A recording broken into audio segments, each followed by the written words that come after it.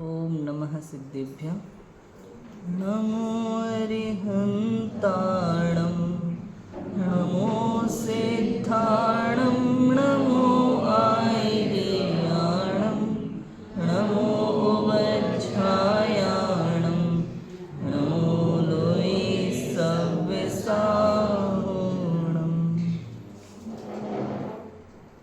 मङ्गलं भगवान् वीरो मङ्गलं गौतमो गणी मङ्गलं कुन्दकुन्दार्यो जैनधर्मोऽस्तु मङ्गलं सर्वमङ्गलमाङ्गल्यं सर्वकल्याणकारिकं प्रधानं सर्वधर्माणां जैनं जैतोशासनं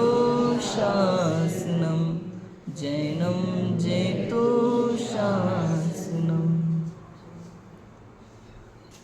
वन्दितु सर्वसिद्धे ध्रुवमचलमणोवमं गदिं पत्ते वोच्छामि समय पाहुण मृण्मो सुध केवली भणितम्।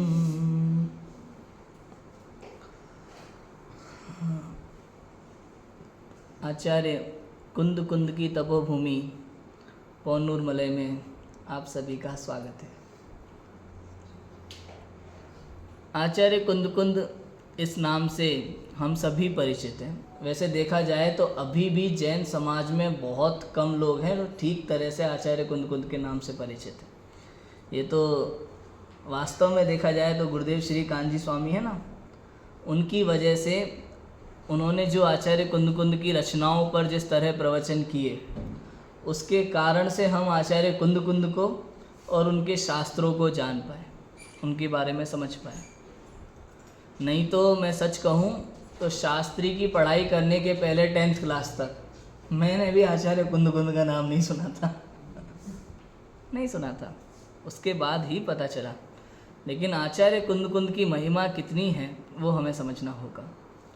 मैं पूर्व भव की कथाएं नहीं सुनाऊंगा, इसी भव की बात करेंगे। आचार्य कुंद कुंद देव, जिनका जन्म कौंडकुंडपुर ग्राम में हुआ था, जो यहाँ आंध्र प्रदेश में है।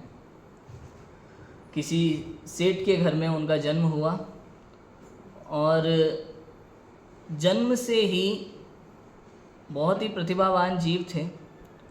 उनकी माता उनको गर्भ के समय से ही लोरियां सुनाती थी। कब से सुनाती थी? गर्भ के समय से ही उनको लोरियां सुनाती थी। जब हम प्रथमान योग के शास्त्रों को पढ़ते हैं ना, तो वहाँ से हमें बहुत प्रेरणा मिलती है। वहाँ से हमें सीखना चाहिए। क्या सीखना चाहिए? कि गर्भ के समय में भी हम बालकों को संस्कार दे सकते हैं, क्योंकि उस समय जैसा माता का मन होता है। हालांकि ये सारी बातें निमित्त नैमित्तिक संबंध की है भैया क्योंकि जिस जीव की जैसी योग्यता होती है उसका वैसा ही परिणमन होता है, सिद्धांत तो ऐसा है। किंतु फिर भी निमित्त नैमित्तिक संबंध है। या देखा जाए तो उस समय सहज ही उस तरह के परिणाम जीव के होते हैं। जिनकी भली होनहार होती है, जिनकी योग्यता उस तरह की पक चुकी होती है, उस समय उनके परिणाम वैसे ही होते हैं। और शास्त्रों में उन्हीं का कथन आता है। शास्त्रों में पता है, शास्त्रों में ये कथन नहीं होना कि आपको क्या करना चाहिए। शास्त्रों में कथन इस बात का आता है कि क्या हुआ है। समझ में? जैसा होता है ना वैसा बताया जाता है कि इस जीव के ऐसे परिणाम हुए तो ऐसा हुआ। इससे ये सिद्ध नहीं होता कि आप वैसे परिणाम करो तो आपके साथ वैसा होगा। समझ में आया कि नहीं आया? बहुत सारी बातें हैं, इनको समझना। जैसे सिद्ध चक्र विधान के मामले में मैना सुंदरी की कथा चलती है कि भैया कोढ़ ठीक हो गया था, या और भी ऐसी कई कथाएं चलती हैं। धूप दशमी की कथा चली थी अभी बीच में, 10 लक्षण में बहुत चलती हैं ऐसी कथाएं। तो किसी व्यक्ति विशेष के जीवन में कोई घटना घटी है, या हो सकता है मुनिराज ने उनके लिए प्रायश्चित स्वरूप कोई नियम भी बताया हो, कोई व्रत भी बताए हो, तो भी वो उसके लिए व्यक्तिगत विशेष कार्य है। ये मत समझना कि वो अब सब पे लागू होगा। सबके कर्म का उदय अलग अलग है, सबके परिणाम अलग अलग हैं, और उसका प्रभाव भी अलग अलग ही होता है। कभी भी ये मत सोचना कि किसी दूसरे व्यक्ति ने ऐसा किया था तो उसके जीवन में ऐसा हुआ तो हम भी ऐसा करें तो ऐसा होगा। ऐसा कभी होता ही नहीं है, कभी नहीं होता। समझ में आया?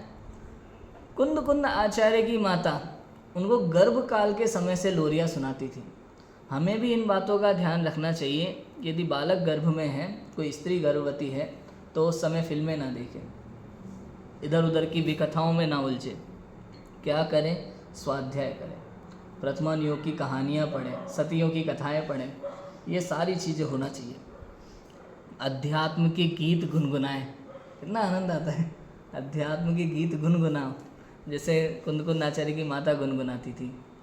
तू ही शुद्ध है, तू ही बुद्ध है, तू ही गुण अनंत की खान है। सुन चेतना अब जागना, सुन चेतना अब जागना। ऐसे गीत गुनगुनाओ, अध्यात्म के गीत गुनगुनाओ, बड़ा आनंद आता है। यहाँ तू ही शुद्ध है में ये भी समझ में आता है कि मैं भी शुद्ध हूँ। आत्म कल्याण की भावना होती है ऐसे गीतों में। मन निर्मल होता है, परिणाम निर्मल होते हैं। समझ में आया? तो उस समय अब वास्तव में ऐसा समझना कि कुंद कुंद आचार्य वो जीव ही ऐसे थे, वो भव्य जीव थे, उनको माता भी वैसी मिली, ये पुण्य का उदय है। और माता के परिणाम भी इतने निर्मल कि उनका जीवन स्वयं का आध्यात्मिक जीवन था।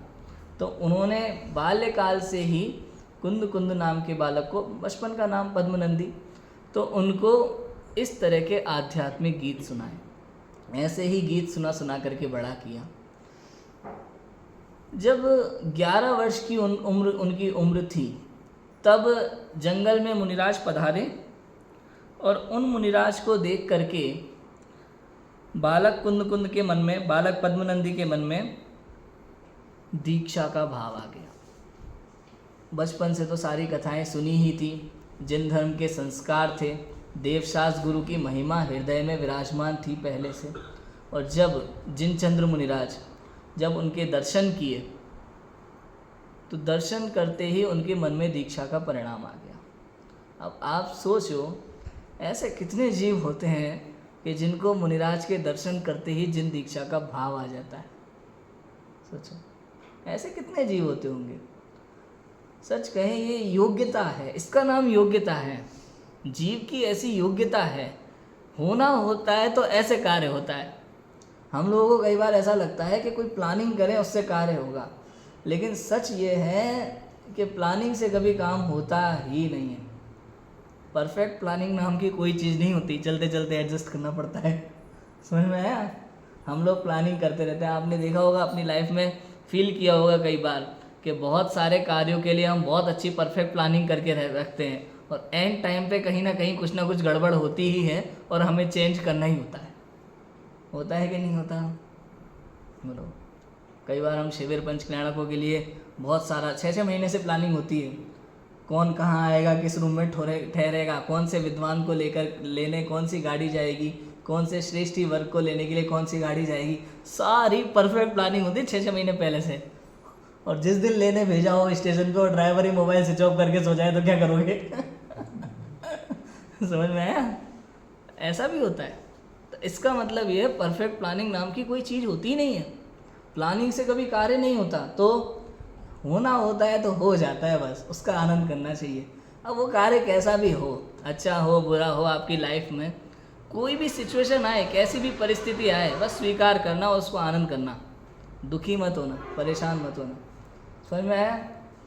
जो अच्छा होता है तो उसके लिए भी अपने ऊपर कर्तृत्व का भार मत लाना, मैंने किया इसलिए हुआ, क्योंकि आप करने वाले होते कौन है? 50 काम बिगाड़ने के बाद एक काम सुधरता है और कहते ये मैंने कर लिया। फिर 50 जो बिगाड़े वो किसने बिगाड़े? समझ में आ रहा है कि नहीं आ रहा? 50 जो बिगड़ते हैं उसको तो हम कोशिश तो पूरी की थी, पता नहीं कैसे हो गया, वहाँ तो ये वाक्य निकलते हैं। और जब कार्य सक्सेस होता है तो सारी जिम्मेदारी हमारी, हमने किया, जबकि ऐसा है ही नहीं। समझ में आया? तो अब देखो, दिगंबर मुनिराज जंगल में पधारे, पुण्य का उदय। ऐसा कई बार तो ऐसा होता है, वन में मुनिराज पधारे और हमें पता ही नहीं लगे। ये सब पुण्य के, ये सब खेल है, उदय का खेल है। सेम टू सेम वैसी सिचुएशन मिलना। मुनिराज जंगल में आए और देखते ही दीक्षा का परिणाम, बताओ, देखते ही दीक्षा का परिणाम, कितने लोगों को ऐसा भाव आता होगा। सभी लोग मुनिराज का उपदेश सुन रहे हैं, आत्म कल्याण की बात सुन रहे हैं, कोई महाव्रत अंगीकार करने की बात सोच रहा है, कोई अणुव्रत अंगीकार करने की बात सोच रहा है, लेकिन दीक्षा का परिणाम एक नन्हे से बालक को, 11 वर्ष की उम्र के बालक को आया। 11 वर्ष की उम्र क्या होती है? अगर मैं अपना विचार करूँ 11 वर्ष की उम्र, तो सही गलत नहीं समझते थे हम। 11 वर्ष की उम्र में कुछ भी नहीं समझते थे, सोचो 11 वर्ष की उम्र में क्या पता होता था। लेकिन आप सोचो 11 वर्ष की उम्र में उन्हें दीक्षा का भाव आया। माता से उन्होंने विनती की, घर पे जा कर के, रात भर नींद नहीं आ रही है, रात भर नींद नहीं है। अच्छा एक बात पता है आपको, अगर बच्चे को रात में नींद नहीं आती ना तो माता को पता चल ही जाता है। समझ में है? कई बार देखा है आपने ऐसा, अगर बच्चे को रात में नींद ना आ रही हो तो माता को पता चल ही जाता है। बालक पद्मनंदी को नींद नहीं आ रही थी रात्रि में, माता को पता चल गया। माता ने पूछा नींद क्यों नहीं आ रही, तो बालक ने बताया कि जब से मैंने मुनिराज के दर्शन किए हैं तब से मुझे मुनि बनने का भाव आ रहा है। मन में वैराग्य ऐसे उमड़ता है, ऐसे मन में वैराग्य आता है। वैराग्य एक समय का परिणाम है, वैराग्य कोई करने वाली चीज़ नहीं है, वैराग्य होने वाली चीज़ है। धर्म भी, धर्म कोई करने वाली चीज़ नहीं है, धर्म होता है। जीवन में जो कुछ भी है सब हो रहा है, हम कर कुछ नहीं रहे। इन सब चीज़ों को समझना ये जैन धर्म के मूल सिद्धांत हैं। और यही जैन धर्म के ऐसे सिद्धांत हैं जो आपको संसार के समस्त कार्यों से निर्भर करेंगे, संसार की समस्त आकुलताओं से आपको बचाएंगे, समस्त दुखों से आपको बचाएंगे और मोक्ष मार्ग की प्रेरणा देंगे। जैन दर्शन के ऐसे सिद्धांत हैं, यदि आप इनको गहराई से समझोगे। विचार करो, जैसे ही माँ ने सुना कि बालक को दीक्षा का परिणाम आ रहा है तो उनके मन में क्या भाव आए होंगे, बताओ। एक तरह से भय लगने लगता है। इकलौता बालक, छोटा सा नन्हा सा बच्चा, माँ की ममता, नए नए छोटे छोटे बच्चों पे माँ कैसे अपनी ममता लुटाती है, उस समय क्या भाव आए होंगे। पूरी रात बच्चे को समझाया, पद्मनंदी को समझाया, लेकिन उनका निर्णय अटल था। वैराग्य ऐसा ही होता है, वैराग्य में ऐसा नहीं होता कि किसी ने कह दिया और मान जाए। वैराग्य तो वैराग्य है, 3 लोक में कोई भी आ जाए मना नहीं सकता। तीर्थंकर के जीव को उनके माता पिता कितना रोकने का प्रयास करते हैं, लेकिन वैराग्य आ गया तो दीक्षा लेनी है तो लेनी है। और बिना वैराग्य के कभी मुनि दीक्षा नहीं होती। बिना वैराग्य के मुनि दीक्षा क्या, बिना वैराग्य के सम्यक दर्शन नहीं होता। ये भी छोड़ो, बिना वैराग्य के आप एक छोटा नियम धारण नहीं कर सकते। समझ में आया? एक छोटे से नियम के लिए वैराग्य जरूरी है। जैसे मुनि दीक्षा के लिए समस्त संसार के प्रति वैराग्य उत्पन्न होना चाहिए, संसार, शरीर और भोगों के प्रति वैराग्य उत्पन्न हो तो मुनि दीक्षा का सच्चा परिणाम होता है। ऐसे हर चीज़ में है। यदि आपको आलू का भी त्याग करना है ना, तो आलू के प्रति सच्चा वैराग्य उत्पन्न होना चाहिए, नहीं तो वैसा ही त्याग होगा जैसा 10 लक्षण में कुछ लोग करते हैं। 10 दिन के लिए किया और 11वें दिन टूट पड़े। समझ में? तो इसका मतलब वो त्याग नहीं है, वो त्याग नहीं है, वो तो जबरदस्ती का काम है। वैराग्य तो वो होता है कि एक बार पता चल गया, ओहो इसमें अनंत जीव हैं, एक सुई की नोक बराबर आलू के टुकड़े में अनंत जीव, इतने जीव कि कबूतर का आकार ले ले तो 3 लोक में नहीं समाए। इतने जीव, इनमें मेरे भूतकाल के माता पिता हो सकते हैं, मेरे भविष्य के माता पिता हो सकते हैं, इनमें भावी सिद्ध हो सकते हैं। क्या पता अगले 1 आध भाव में यहाँ से निकल के मनुष्य गति प्राप्त करके मोक्ष जाने वाले हों, ऐसे जीव उसके अंदर बैठे होंगे। बोलो, भरत चक्रवर्ती के 923 पुत्रों के साथ क्या हुआ था? नित्य निगोद में से निकले थे, मंद कषाय के परिणाम से निकल के आए और पुण्य भी कैसा बांधा, चक्रवर्ती के पुत्र। बताओ, हम दान पुण्य और धर्म पूजा पाठ स्वाध्याय करके इतना पुण्य नहीं बांध पाए, इतना पुण्य एक इंद्रिय निगोदिया जीव ने बांध लिया। उसको अकाम निर्जरा बोलते हैं। मंद कषाय पूर्वक एक इस तरह का परिणाम सहज होता है, ये कोई बुद्धिपूर्वक नहीं होता, सहज होता है। उस तरह के चारित्र में उतनी शुद्धता आ जाती है, विशुद्धता बोल सकते, चारित्र में उतनी विशुद्धता होती है। और अकाम निर्जरा होकर के और सीधा मनुष्य गति में, वो भी चक्रवर्ती के पुत्र, ऐसा ऐसा ऐसा पुण्य बंद कर लेते हैं, बताओ इतना तेज पुण्य बंद, और वहाँ से सीधा मोक्ष। कैसी जीवों की योग्यता है आप सोचो। हम और आप प्लानिंग करते रहते हैं मोक्ष जाने के लिए भी, सम्यक दर्शन के लिए भी। सम्यक दर्शन की भी प्लानिंग मत करना, कभी परेशान मत होना, सोचना नहीं। अभी बहुत सारे जीव तो यही सोचते रहते हैं कि यार कुछ भी हो, ये मनुष्य भाव बहुत दुर्लभता से मिला है, कैसे भी करके सम्यक दर्शन प्राप्त करके निकलना है। अरे मत पड़ो चक्कर में। जो सम्यक दर्शन की सोचता है उसे सम्यक दर्शन कभी नहीं होता। बस अपने को शुद्ध जानो, अनुभव करो, आनंद करो। ये मैं हूँ, बस इसकी स्वीकृति लाओ मन में। ये मैं हूँ और ये मैं नहीं हूँ, ऐसा ग्रंथि भेद, ऐसा भेद विज्ञान अंदर में होना चाहिए। बस सम्यक दर्शन तो एक समय की पर्याय है, उसकी क्या चिंता। समझ में आ रहा है? समझ में आ रहा है आप लोगों को? सम्यक दर्शन के पीछे कभी परेशान मत होना, बस अपने स्वरूप का ज्ञान करना, ये मैं हूँ। अपने स्वरूप की स्वीकृति करना, ये मैं हूँ। इसकी महिमा आनी चाहिए। हमें संसार में दूसरों की कितनी महिमा आती है भैया, बोलो। दूसरे लोगों की महिमा आती है ना, अपनी क्यों नहीं आती? अपनी महिमा आनी चाहिए। मैं तो हमेशा इस बात को कहता हूँ, अपनी महिमा आनी चाहिए। दूसरों की महिमा गाने से कुछ नहीं होता। हम लोग कई बार स्टेज पे खड़े होकर के सम्मान करते हैं दूसरों का और उनकी महिमा का बखान करने लग जाते हैं। अपनी महिमा क्यों नहीं आ रही बताओ? और जब तक अपनी महिमा नहीं आएगी तब तक आत्मकल्याण नहीं हो सकता। तब तक आत्मकल्याण नहीं हो सकता। और जिसको अपनी महिमा नहीं आती उसकी किसी को महिमा नहीं आती फिर। और जिसको अपनी महिमा आती है उसकी तीनों लोगों को महिमा आती है। समझ में आया? समझ में आ रहा है कि नहीं आ रहा? कुंद कुंद आचार्य अडिग रहे अपने निर्णय पर। उन्होंने तो कहा मैं दीक्षा लेने जाऊंगा, तुम देखते रहना। समझ में आया? जाना है तो जाना है। परमिशन मिली घर से, परिवार से, और वे वन में दीक्षा लेने गए। 28 मूल गुणों का निर्विचार पालन उनके जीवन में था। कोमल कोमल चरण, नंगे पैर जंगलों में कांटों पर चलना, सूखे कांटों पर चलना। घास पर तो चलती नहीं है ना, सूखे कांटों पर चलना, कई बार नंगे पैर, रक्त भी बहता होगा पैरों से।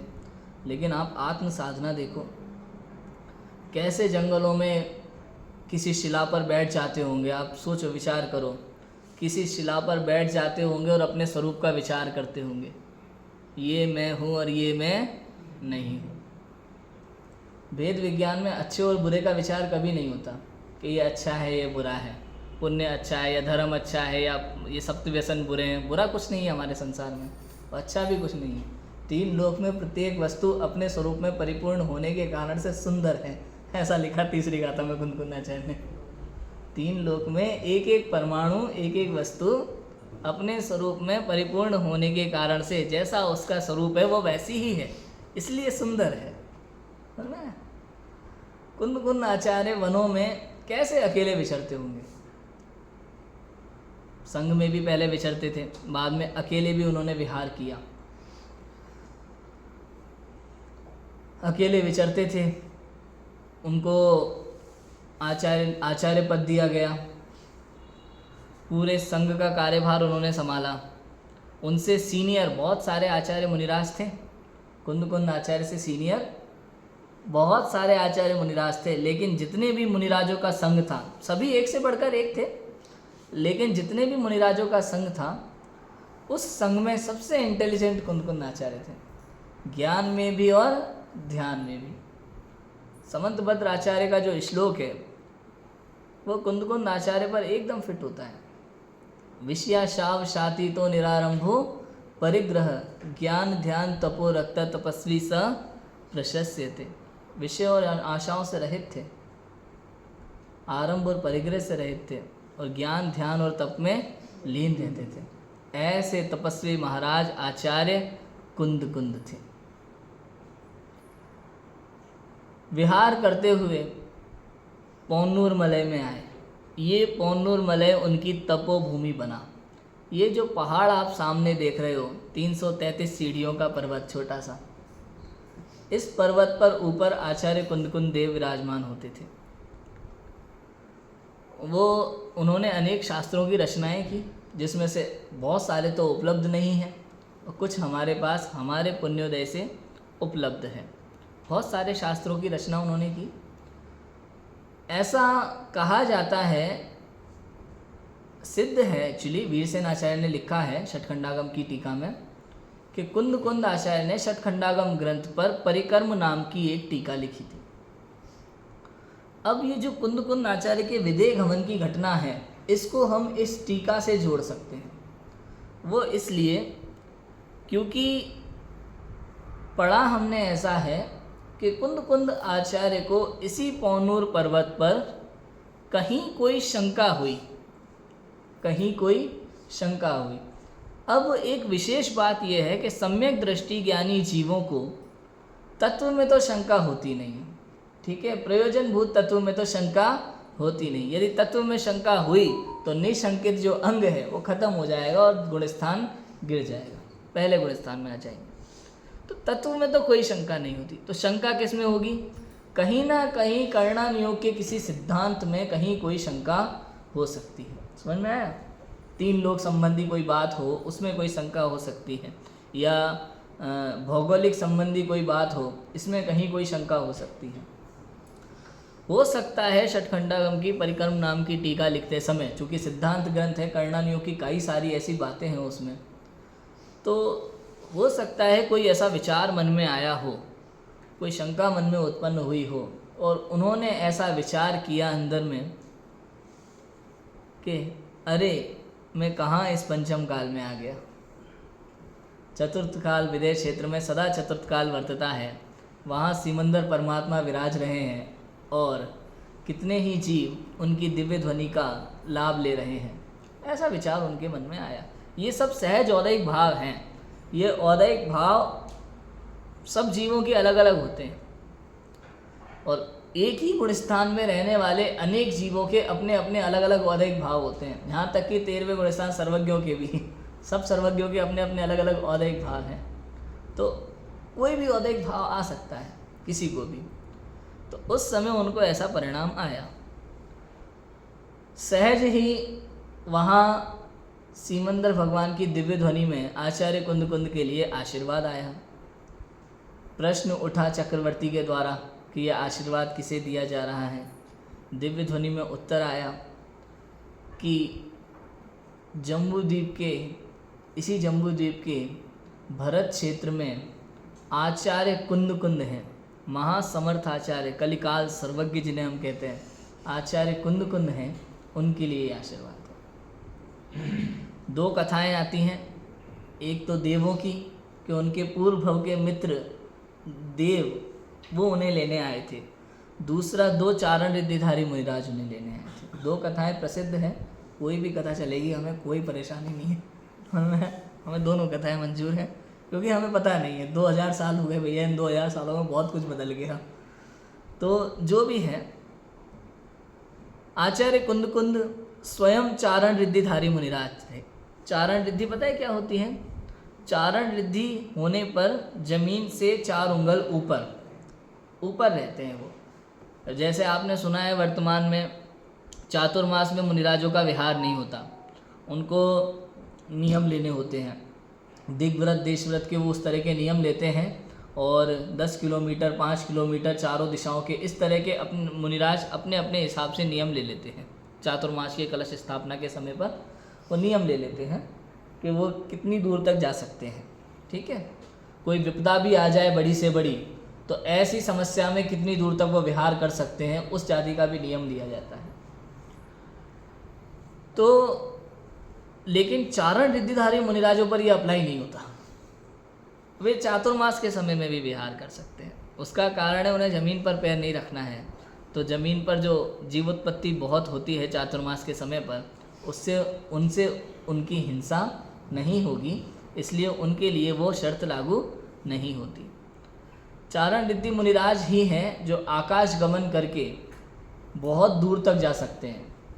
बहुत दूर तक कह सकते हैं कि पूरे 2.5 द्वीप में विहार कर सकते हैं, संपूर्ण 2.5 द्वीप में। हाँ, 2.5 द्वीप के बाहर नहीं जा सकते, ठीक है, पूरे 2.5 द्वीप में विहार कर सकते हैं।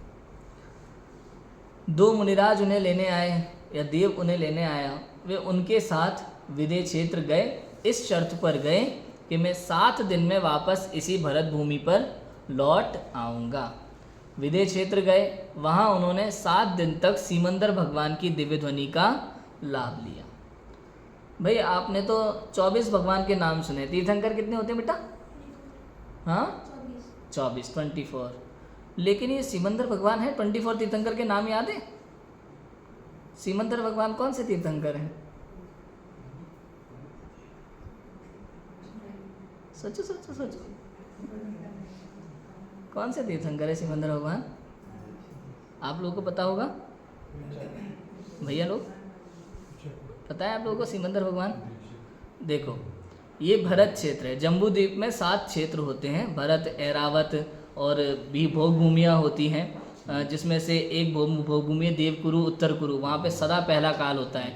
एक भोग भूमि ऐसी होती है हमेशा दूसरा काल चलता है भोग भूमि का, एक भूमि ऐसी जहाँ हमेशा तीसरा काल चलता है भोग भूमि का।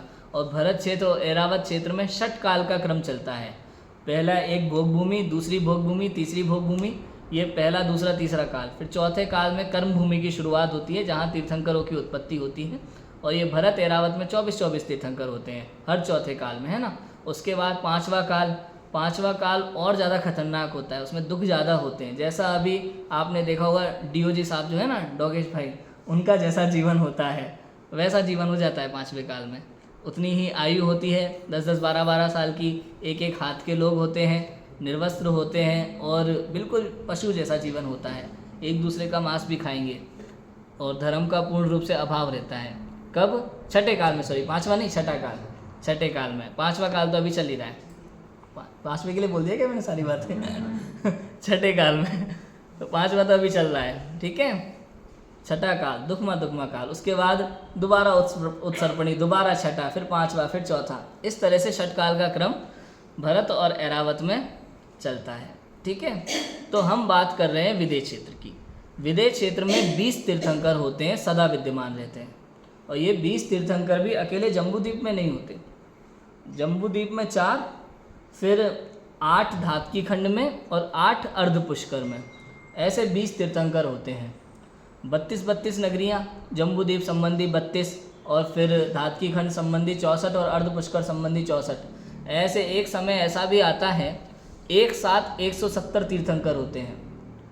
विदेह क्षेत्र की 2.5 द्वीप की 160 नगरियों में एक तीर्थंकर, और 5 भरत और 5 ऐरावत 2.5 द्वीप के, इनमें एक तीर्थंकर, ऐसे करके 170 तीर्थंकर होते हैं।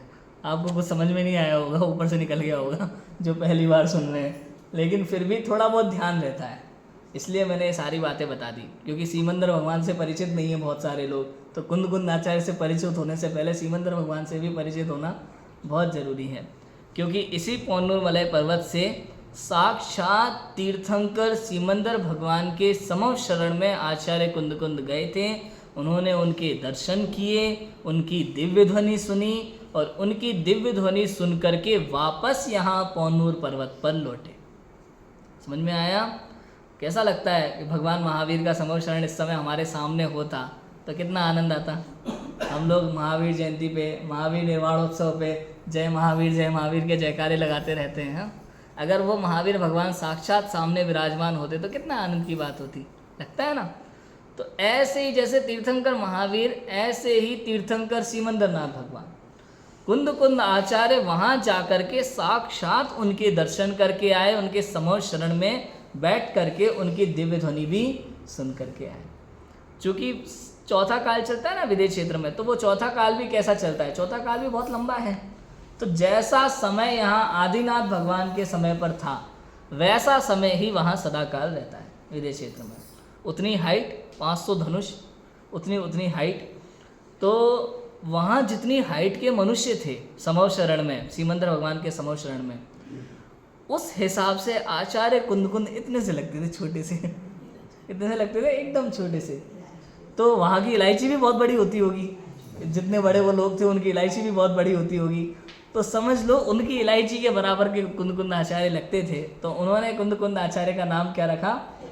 एलाचार्य, इलायची जैसे लगने वाले आचार्य, एलाचार्य कुंद आचार्य का नाम रखा। कुंद आचार्य यहाँ वापस लौटे इसी पौनूर पर्वत पर। यहाँ गांव वाले उनके इंतजार में पलके बिछाए बैठे हुए थे। एकदम पल के बिछाए बैठे हुए थे। जैसे कोई आउट ऑफ इंडिया से, हमारे परिवार में कोई पहली बार गया हो आउट ऑफ इंडिया और घूम करके आए तो कैसे इंतजार रहता है क्या क्या लाएंगे हैं। हमें फिल्मों में अगर देखा हो तो फिल्मों में तो घर की महिलाएं बैठी इसलिए होती है कि बैग खुले फटाफट पता चले क्या क्या आया सामान। समझ में? तो गांव के लोग पल के बिछाए विराज बैठे हुए थे कि आचार्य कुंद वहाँ आकाश से नीचे उतर रहे हैं। और जैसे ही आचार्य कुंद उतरे, सबसे पहले क्या पूछा, हमारे लिए क्या लेकर के आए। सबसे पहले यही होता है, घर में बाहर से अब कोई आते हैं ना हमें परिवार वाले, तो सबसे बच्चे तो कितनी जल्दी, जैसे ही पिताजी आए, क्या लाए मेरे लिए। तो आचार्य कुंद से गांव वालों ने यही पूछा, क्या लाए मेरे लिए। और आचार्य कुंद ने बताया कि तुम सब भगवान हो, ये तुम्हारे लिए ज्ञान लेकर आए हैं। क्या लेकर के आए हैं? आप सब भगवान हो।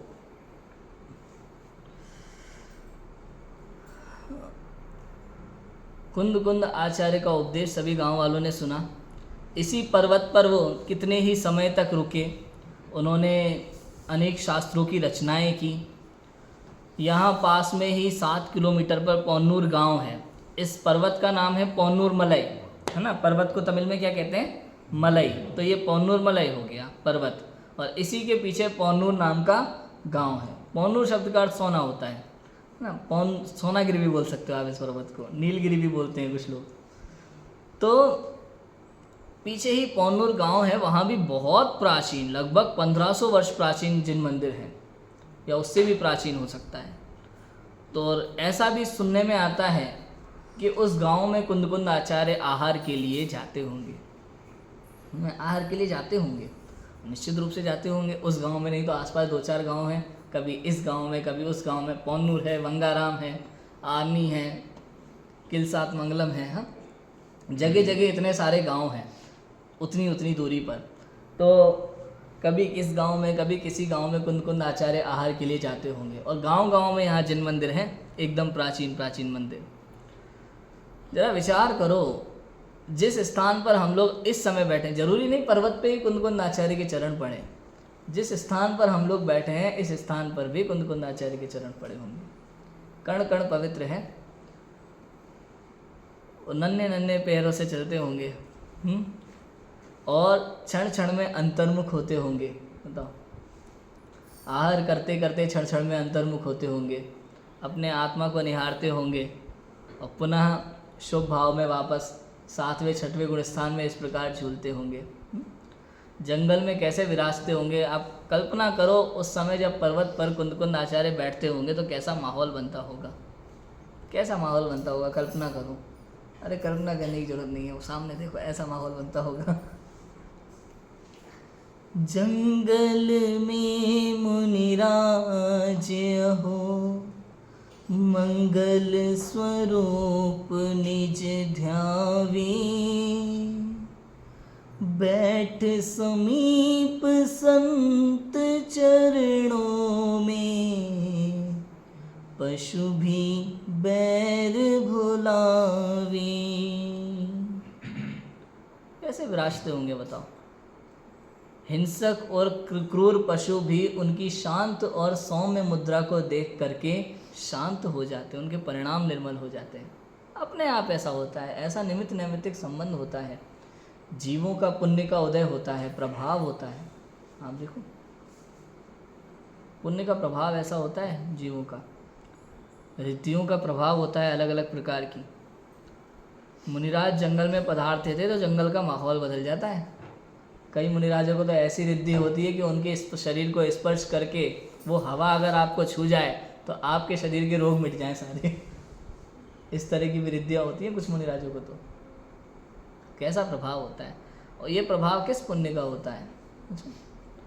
ये आत्म ध्यान का प्रभाव है, ये वास्तव में आत्म अनुभव का प्रभाव है। ये रिद्धियाँ शुद्धोपयोग के बल से ही प्रकट होती हैं वास्तव में देखा जाए तो। वैसे तो शुद्धोपयोग मोक्ष का मार्ग है, शुद्धोपयोग वैसे तो मोक्ष का मार्ग है, लेकिन ये रिद्धियाँ ऐसे ही जीवों को प्रकट होती है जिनके अंतरंग में वीतरागता उत्पन्न हुई हो, कषायों का अभाव हुआ हो, शुद्ध उपयोग रहा हो, शुद्ध परिणति पूर्वक ये रिद्धियाँ प्रकट होती हैं।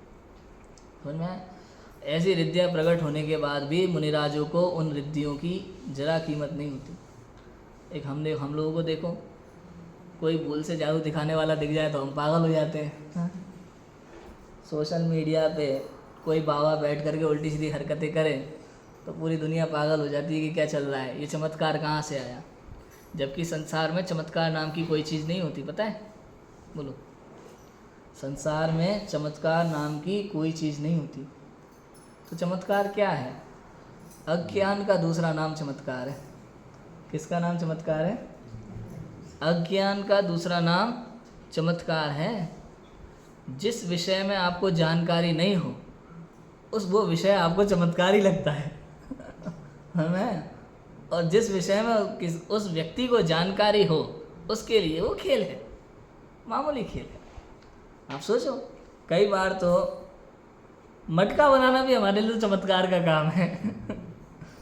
मटका बनाना, आपको मटका बनाना आता है मिट्टी से? बताओ किस किस को मिट्टी से मटका बनाना आता है? आता है किसी को? हमारे लिए तो वो भी एक तरह का चमत्कार है, वही मिट्टी से मटका बना कैसे दिया हमने। लेकिन कुम्हार के लिए बाएं हाथ का खेल है, उसके लिए मामूली सी बात है।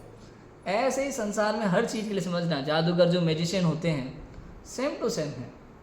जो हमें जादू लगता है, जो हमें चमत्कार लगता है, वो उसके लिए खेल है। ना ऐसे ही बाबाओं की उल्टी सीधी हरकतें। साइंस की भी ऐसी कई चीज़ें हैं जो बहुत सारे लोग समझ जाते हैं और कई लोग समझ के बाहर होती हैं। तो केवल इतना समझना कि अज्ञान का दूसरा नाम चमत्कार है। बस जिस विषय की हमको जानकारी नहीं है, कई बातें ऐसी होती है जो हमें भी नहीं पता होती। अब जैसे किसी चमत्कार के विषय में कोई व्यक्ति मेरे पास प्रश्न पूछने आ गया, उसने ये कैसे किया, अब मुझे नहीं पता कैसे किया तो मैं कैसे बताऊं, लेकिन इतना पता है कि चमत्कार जैसी कोई चीज़ नहीं है, कोई ना कोई ट्रिक होगी, बस है ना, कोई ना कोई ट्रिक होगी, उसको पता है, हमें नहीं पता उसमें क्या है। लेकिन जल्दी ही बहकना मत, पता नहीं कौन सी रिद्धि प्राप्त हो गई इनको भाई साहब को। समझ में? इस सब चीज़ों का ध्यान रखना। जंगल में कैसे मुनिराज 7वें 6वें गुणस्थान में झूलते होंगे, इसकी कल्पना करनी है हमें। थोड़ी सी विचार करो, उनको अंतर में जिस तरह का आनंद उत्पन्न हुआ है ना, वो आनंद की हम कल्पना नहीं कर सकते। वो आनंद वचनातीत है, शब्दों से कहा नहीं जा सकता। आपने जिनागम का एक वाक्य सुना है, निगोदिया जीव का दुख और सिद्धों का सुख, या कहें कि अतीन्द्रिय सुख, ये वचनों से नहीं कहा जा सकता, कहा नहीं जा सकता। ये केवल अनुभव किया जा सकता है, ये केवल अनुभव की बात है। समझ में आया? तो उस समय जंगल में मुनिराज विचरते थे आचार्य कुंद, और कहीं किसी चट्टान पर बैठ करके अपने स्वरूप का विचार करते होंगे, स्वपर का भेद विज्ञान करते होंगे।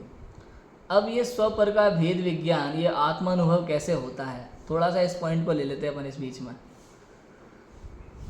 पता है, सबसे पहले ये जीव स्व और पर के विषय में जानेगा, लक्षणों से लक्ष्य की पहचान करेगा, ये क्या क्या वस्तु है। 3 लोक में यदि आपको अपनी पहचान करनी है ना, तो लक्षणों से करना कि मैं ज्ञान वाला हूँ, मेरे अलावा किस किस में ज्ञान है, सबसे पहले ये देखा जाएगा। तो 6 द्रव्य है ना, जीव, पुद्गल, धर्म, अधर्म, आकाश और काल। तो लक्षणों से पता चलेगा ये 5 द्रव्यों में ज्ञान नहीं है, अकेले जीव में ज्ञान है, और मैं ज्ञान वाला हूँ, इसका मतलब मैं जीव हूँ। अब समस्या ये है कि ज्ञान वाले बहुत सारे जीव हैं संसार में।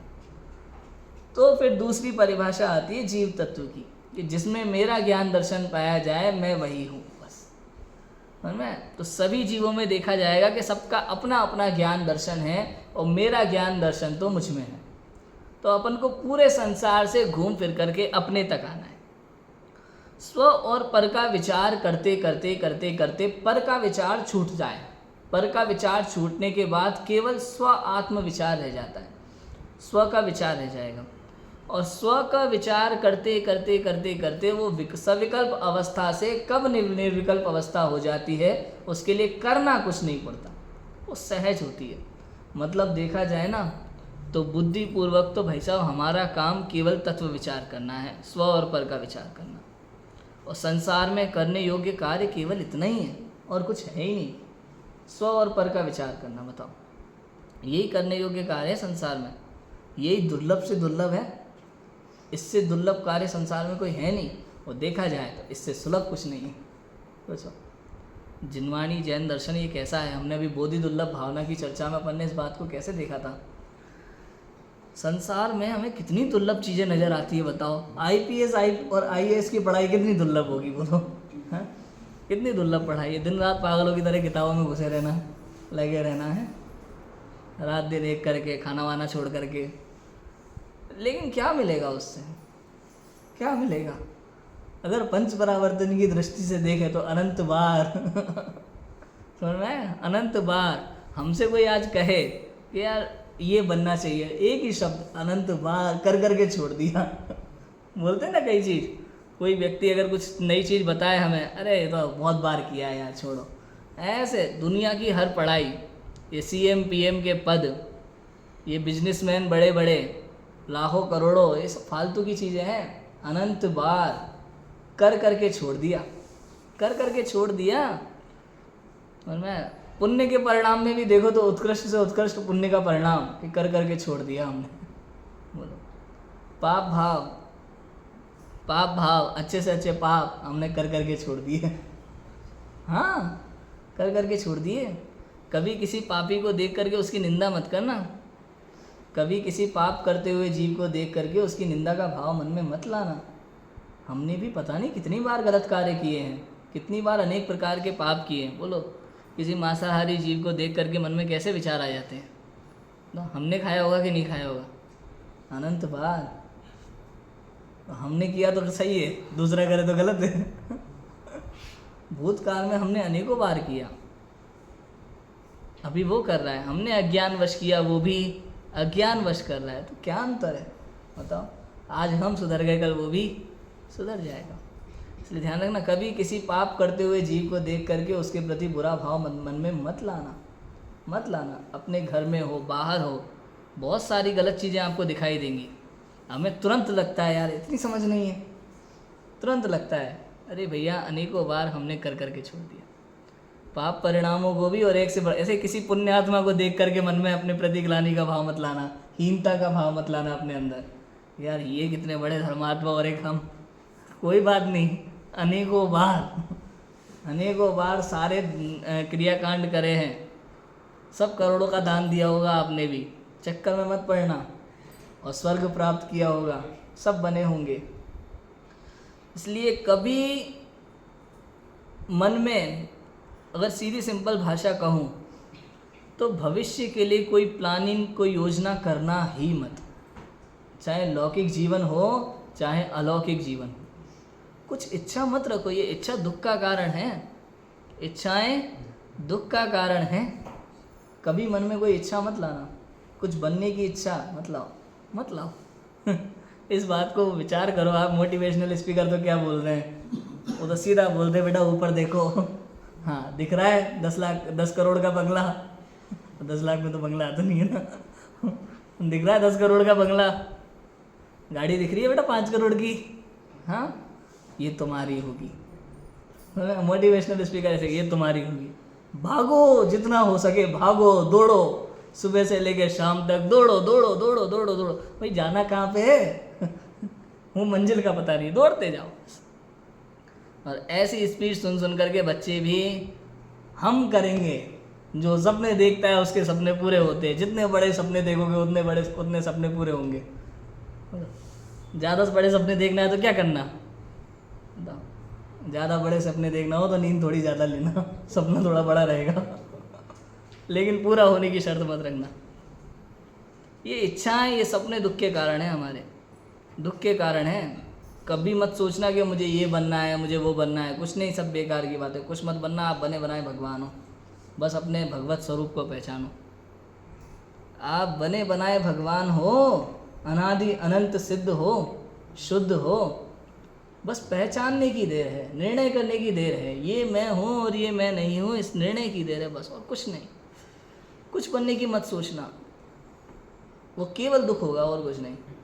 कोटा में आईआईटी करने के सपने देखने वाले कितने लोग आते हैं बताओ? बहुत बड़ा सपना लेकर के आते हैं बच्चे। टॉप एक ही होता है भैया, और जो भी टॉप बनने के सपने लेकर के आते हैं, टॉप तो एक को ही होना है। कम से कम 8-10 मतलब जब भी वो रिजल्ट आता है ना आईआईटी वगैरह का, अगले दिन का अखबार देखो आप, कोई बैराज में कूद रहा है, कोई किले पे से छलांग मार रहा है, कोई फांसी पे लटक रहा है, कोई जहर खा रहा है। क्या चल रहा है ये, क्यों हो रहा है ऐसा? क्योंकि उन्हें पता ही नहीं है कि मैं क्या हूँ और मैं क्या करने के लिए मैंने जन्म लिया है। मालूम ही नहीं है, खबर ही नहीं है। समझ में आया? कभी कोई सपना मत देखो। आज के समय महिलाओं को केवल सपने देखने के लिए बोला जाता है, विशेष रूप से उनके लिए कि आपको भी हमारे बराबर की आज़ादी है, तो आपको भी सारी चीज़ें करना चाहिए, ये करना, डांस में आगे बढ़ो, सिंगिंग में आगे बढ़ो, इसमें बढ़ो। क्यों बढ़ो? मैं केवल महिलाओं के लिए नहीं, पुरुषों के लिए, मैं सबके लिए कह रहा हूँ। क्या हो जाएगा अगर आप टॉप सिंगर बन जाओगे, टॉप डांसर बन जाओगे, उसको हो क्या जाएगा? दुनिया जान जाएगी वो। अरे भाई साहब, तीर्थंकरों को कोई नहीं जान रहा, भूतकाल के तीर्थंकरों को कोई नहीं जानता। बताओ क्या फ़र्क पड़ जाएगा कि पूरी दुनिया हमें जाने? क्या कर लोगे दुनिया में नाम करके? नाम, प्रतिष्ठा और पैसा, इसके पीछे भागने वाला वर्तमान में भी दुखी होता है और भविष्य में भी दुखी होता है। वर्तमान में भी दुखी होता है और भविष्य में भी दुखी होता है। कभी मत भागना। नाम, पद, प्रतिष्ठा, धन, किसी के पीछे मत भागो, दुखी रहोगे। आप सोचो, ओलंपिक में जाने वाले किसी एक क्षेत्र में अगर आपने बहुत मेहनत, दिन रात एक करके मेहनत कर भी ली, रातों को सोना बंद कर दिया, खाना पीना बंद कर दिया, पागलों की तरह मेहनत करे जा रहे हो, डर डर के जी रहे हो, मेरा नंबर आएगा कि नहीं आएगा, इतनी सब मेहनत वो सब करने के बाद भी यदि पुण्य के उदय से, एक लाइन जरूर लगा लेता हूँ, पुण्य के उदय से यदि आपका नंबर आ भी गया, तो अगले साल दूसरे व्यक्ति का नंबर है, कौन याद रखने वाला है बताओ? हमेशा कोई याद नहीं रहेगा। आज आप हो, कल दूसरा है। करके क्या हुआ? क्या इतनी मेहनत करने के बाद फ़ायदा क्या हुआ? समझ में आया? इसलिए कभी इसके पीछे मत पड़ना। इसलिए महिमा आती है फिर दिगंबर मुनिराजों की। इसलिए महिमा आती है किसकी? दिगंबर मुनिराजों। केवल कुंद कुंद आचार्य नहीं, हमारे जैन शासन में जितने भी दिगंबर मुनिराज हुए हैं, सबकी एक समान महिमा है। कुंद कुंद आचार्य की विशेष महिमा तो हमें इसलिए आती है क्योंकि वर्तमान समय में आचार्य कुंद कुंद ने हमें अपने आप से मिलाया। आचार्य कुंद कुंद ने हमें मोक्ष का मार्ग दिखलाया। आचार्य कुंद कुंद के पहले षट खंडागम की रचना हो चुकी थी, कषाय पाहुड़ ग्रंथ की रचना हो चुकी थी, सिद्धांत ग्रंथों की रचना हो चुकी थी, जिसे हम आगम ग्रंथ कह सकते हैं। आगम ग्रंथों की रचना हो चुकी थी, किंतु अध्यात्म ग्रंथों की रचना नहीं हुई थी। इसलिए षट खंडागम प्रथम श्रुति स्कंद और समय सार आदि कुंद कुंद आचार्य के पंच परमागम द्वितीय श्रुति स्कंद कहलाते हैं। षट खंडागम आगम ग्रंथ और कुंद कुंद आचार्य के समय सार आदि अध्यात्म ग्रंथ कहलाते हैं। आगम और अध्यात्म में अंतर होता है। आगम में और अध्यात्म में क्या अंतर होता है पता है? आगम का मतलब होता है आया हुआ ज्ञान, सीधे सिंपल, गम धातु है, गम का अर्थ ज्ञान से है। आगम का सीधा सीधा अर्थ है आया हुआ ज्ञान। कहाँ से आया हुआ? तीर्थंकर भगवान से आया हुआ ज्ञान, सर्वज्ञ भगवान से आया हुआ ज्ञान। सर्वज्ञ भगवान से गौतम स्वामी, अन्य गणधर, आचार्य परंपरा, वहाँ से आया हुआ ये पूरा ज्ञान क्या है? आगम ज्ञान। इसमें किसी ने अपनी 1% बुद्धि नहीं लगाई, जैसा आया वैसा का वैसा लिखा, इसका नाम क्या है? आगम। और अध्यात्म क्या है? वो भी सेम टू सेम तीर्थंकर परमात्मा की दिव्य ध्वनि से आया और अनेक गणधर और मुनिराजों के द्वारा जो आचार्य कुंद कुंद तक पहुँचा, किंतु कुंद कुंद आचार्य ने और अनेक मुनिराजों ने उस ज्ञान को परीक्षा किया और परीक्षा करके आगे बढ़ाया। आगम में और अध्यात्म में यही अंतर है। आगम में क्या होता है? जैसा ज्ञान आया है, जैसा भगवान ने बताया, मुनिराजों ने बताया, उसको वैसा का वैसा बिना अपनी बुद्धि लगाए आगे बढ़ा दिया, ये आगम है। और जो ज्ञान आया है उसको परीक्षा करके कि जैसा आया है वैसा ही है, जैसा इसमें आत्मा का स्वरूप बताया गया है, वास्तव में मैं वैसा ही हूँ, ऐसा जान करके परीक्षा करके फिर उसको आगे बढ़ाया जाता है। इसका नाम है अध्यात्म। समझ में आया?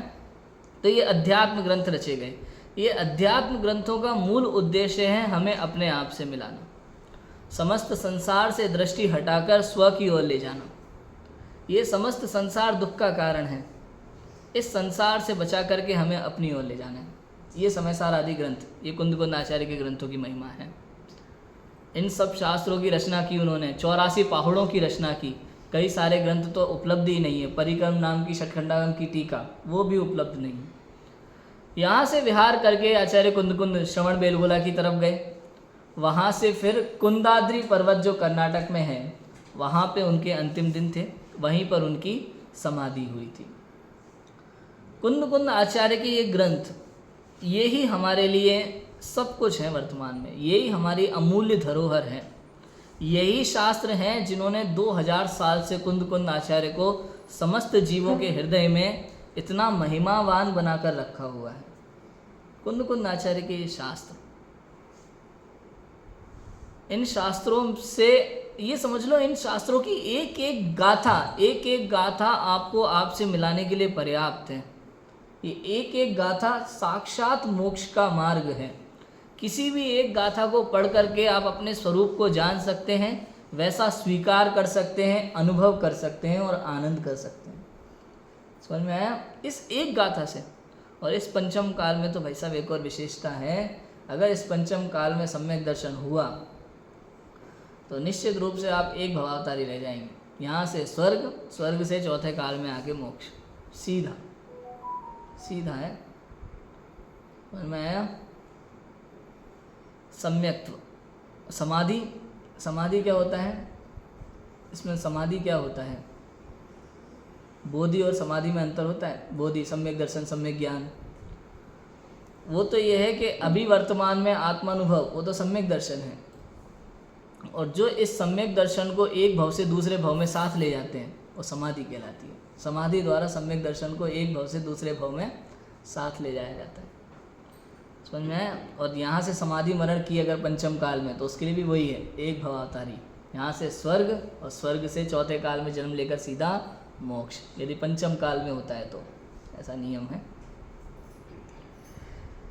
तो मूल रूप से हमारे लिए सबसे अमूल्य धरोहर है कुंद आचार्य के शास्त्र। इसलिए जितना समय मिले इनका अध्ययन करना, इनको समझने का प्रयास करना, गाथा के शब्दों को समझने का प्रयास करना, और केवल शब्दों को समझने का प्रयास नहीं करना, इन शब्दों के मर्म में जो आत्मा का स्वरूप है, उस आत्मा का स्वरूप को समझना और अपने को देख करके मिलान करना, ये ऐसा ही है कि नहीं। समझ में आया? जैसे कई बार मोबाइल वगैरह ख़रीदा हो या कोई सामान ख़रीदा हो, उसके साथ में जो गाइड आती है या उसके विषय में हम जानकारी पत्र आता है एक तरह से, तो हम मिलाते हैं ना, यही है कि नहीं। एक और सिंपल कर देते थोड़ा सा, हम तो अपने टाइप के उदाहरण ले लेते। राशन मंगाया हो, राजभाई लिस्ट भेज करके आया हो तो पूरा सामान चेक करते ना, ये ऐसा है, जितना मंगाया उतना है कि नहीं। तो जैसा आत्मा का स्वरूप लिखा है शास्त्र में, वैसा का वैसा है कि नहीं, वही की वही क्वालिटी है कि नहीं, समझ में आया कि नहीं आया? वो सब निर्णय करना, विचार करना, अनुभव करना और आनंद करना, बस यही मोक्ष का मार्ग है और कुछ भी नहीं है। यही आनंद का मार्ग है, यही सुख का मार्ग है।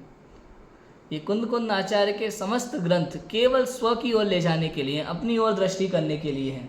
समस्त ग्रंथों में केवल ये बताया गया है, पूरे ग्रंथों का सार यही है, सिर्फ इतना बताया गया है कि समस्त संसार से दृष्टि हटा करके अपनी ओर आ जाओ।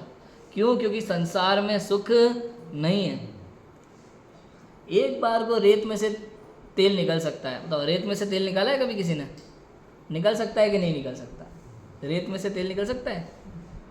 यहाँ तो कह रहे एक बार को निकल भी जाए, लेकिन संसार में सुख नहीं मिलेगा भाई साहब, संसार में सुख नहीं है। लिखा है ना उसमें वैराग्य भावना में, जो संसार विषय सुख हो तो तीर्थंकर क्यों त्यागी, काहे को शिव साधन करते संयम सो अनुरागी, संयम सो अनुरागी।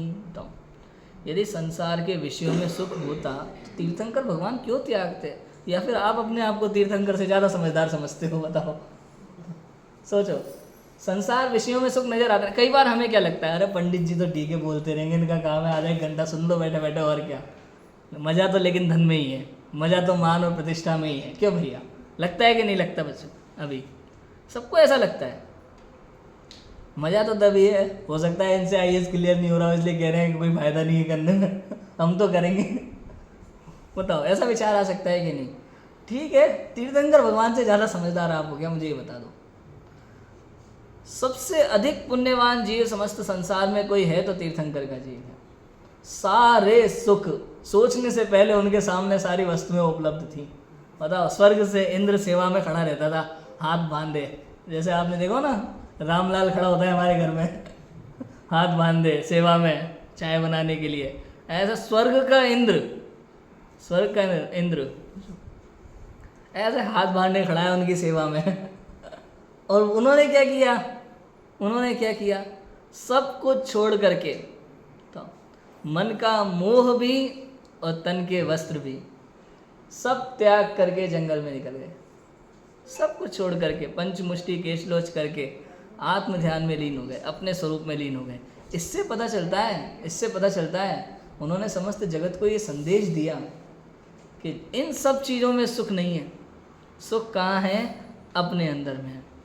सारी समस्त संसार की सुखरूपी वस्तुएं उनके साथ पास में उपलब्ध होते हुए भी सब छोड़ करके जंगल में जा कर के हाथ पे हाथ धर के जो बैठ गए अंदर स्वरूप का विचार कर रहे हैं, उन्होंने ये समस्त जगत को संदेश दिया कि यदि सुख चाहिए तो यहाँ मिलेगा, बाकी संसार में कहीं नहीं मिलेगा। इसलिए अब बहुत विचार करना है इस विषय में। पौन्नूर मलय आप आए हो, कुंद आचार्य की भूमि पर आए हो, दिगंबर मुनिराज, उनको आदर्श बनाना कि कैसे वो ये सारी समस्त सुख सामग्री को छोड़ करके, कुंद आचार्य कौन थे? वो भी एक सेठ के घर में जन्मे थे, उनके घर में कोई कमी नहीं थी। ये भैया गरीब आदमी थे तो उन्हें सब छोड़ करके निकल गए जंगल में, ऐसा नहीं था। सारी सुख सुविधाएं उपलब्ध होने के बाद भी, मान प्रतिष्ठा सब कुछ होने के बाद भी उन्हें उसमें सुख नज़र नहीं आया, छोड़ के चले गए। उन्हें यहाँ सुख नज़र आया। और विचार करना कि हमें कहाँ सुख नज़र आता है। अभी भी मैं सच कहूँ तो इतना स्वाध्याय करते हुए 10 साल 12 साल 15 साल इतना स्वाध्याय करते हुए भी हमें अभी तक क्या लगता है, हम कभी अपने बच्चों को कह पाते हैं बेटा पढ़ाई लिखाई में सुख नहीं है, नौकरी में सुख नहीं है? कह पाते हैं कभी? क्यों? क्योंकि हमें खुद नहीं अभी विश्वास जिनवाणी की पर। आप कभी विचार करो, क्या हमें पूरी तरह जिनवाणी पर विश्वास हुआ कि संसार में सुख नहीं है? अभी भी हमें लगता है कि नहीं, संसार में नहीं, मेहनत करना तो ज़रूरी है भैया लगता है कि नहीं लगता? क्या लगता है आपको? थोड़ा सोचना, विचार करना। हमारे करने से कुछ नहीं होगा। संसार की कोई भी व्यवस्था, अगर हमें लगता है कि हमारा थोड़ा और सोचने से, हमारे थोड़ी और मेहनत करने से कुछ बदल जाता, तो ये हमारी सोच गलत है। बोलो, कोई भी कार्यक्रम जब हम ऑर्गेनाइज करते हैं तो हमें लगता है थोड़ा और अगर ऐसा करते तो और अच्छा होता। भैया गलत सोच है, होना ही नहीं था, ऐसा ही होना था। ऐसे हर जगह विचार करना, आप आपकी हर मेहनत में विचार करना, जो भी कार्य आप करते हो उसमें सोचना जैसा हुआ है वो परफेक्ट है। बिल्कुल 1% दुखी मत होना। 1% ये मत सोचना कि मैं इससे और अच्छा कर सकता था, कि अगर कर सकता था तो कर लिया होता। कभी मत सोचना काश ऐसा होता। ये काश नाम की कोई चीज़ जैन दर्शन में नहीं, हमारे संसार में है ही नहीं। काश नाम की कोई चीज़ संसार में है ही नहीं। यदि अच्छा होना था तो हो गया होता, और नहीं हुआ ना, इसका मतलब नहीं होना था। बस इतना ही समझना। समझ में आया? ऐसी बहुत सारी चीज़ें हैं। आप विचार करो, अपने जीवन को पढ़ो, और जीवन को पढ़ोगे तो संसार में आकुलित व्याकुलित नहीं होगे, और अपने आप को पढ़ोगे तो सदा निराकुल स्वभाव में लीन रह करके सच्चे सुख को प्राप्त करोगे। हम सभी जीव देव शास्त्र गुरु की महिमा को समझें और अपने आत्म तत्व की महिमा को समझ करके आत्म तत्व का आनंद करें। इसी मंगल भावना से अभी की बात को विराम देते हैं। ओम नमः सिद्धिभ्यः।